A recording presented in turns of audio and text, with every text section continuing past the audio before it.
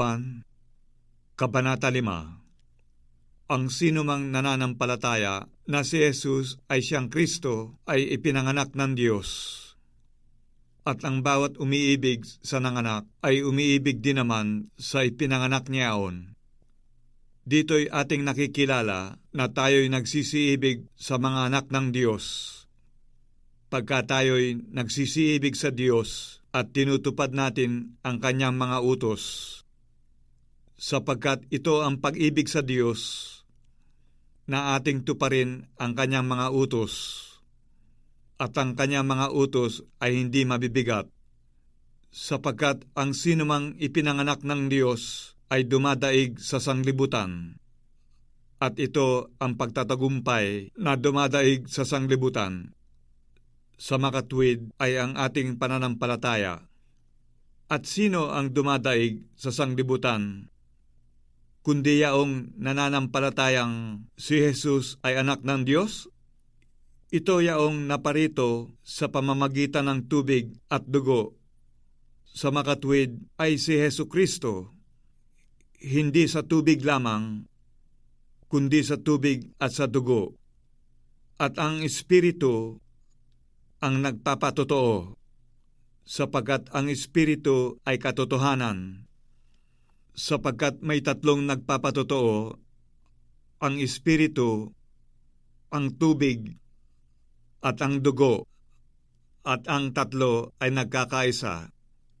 Kung tinatanggap natin ang patotoo ng mga tao, ay lalong dakila ang patotoo ng Diyos, sapagkat ito ang patotoo ng Diyos, sapagkat ito papatotoo tungkol sa kanyang anak. Ang nananampalataya sa anak ng Diyos ay may patotoo sa kanya.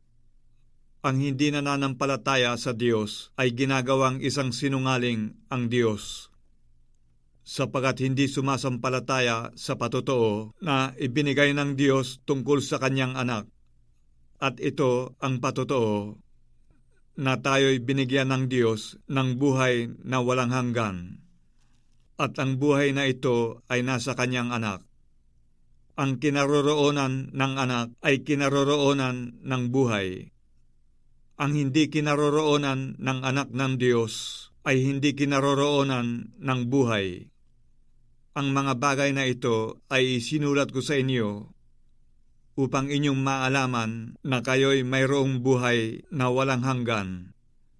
Sa makatwid ay sa inyong nananampalataya sa pangalan ng anak ng Diyos.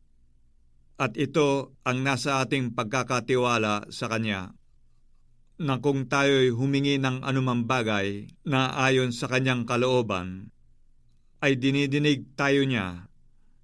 At kung ating nalalaman na tayo'y dinidinig niya sa anumang ating hingin, ay nalalaman natin na nasa atin ang mga kahilingang sa Kanya'y ating hinihingi.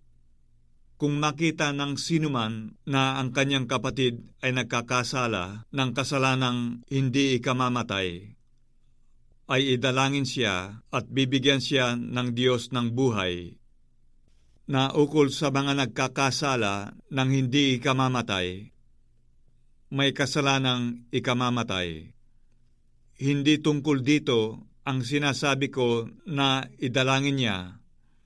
Lahat ng kalikuan ay kasalanan, at may kasalanang hindi ikamamatay. Nalalaman natin na ang sinumang ipinanganak ng Diyos ay hindi nagkakasala. Datapwat ang ipinanganak ng Diyos ay nag-iingat sa kanyang sarili, at hindi siya ginagalaw ng masama. Nalalaman natin na tayo'y sa Diyos, at ang buong sanglibutan ay nakahilig sa masama. At nalalaman natin na naparito ang anak ng Diyos, at tayo'y binigyan ng pagkaunawa upang ating makilala siya na totoo, at tayo'y nasa Kanya na totoo. Sa makatwid ay sa Kanyang anak na si Jesucristo. Ito ang tunay na Diyos at ang buhay na walang hanggan. Mga anak ko, Mag-ingat kayo sa mga Diyos-Diyosan.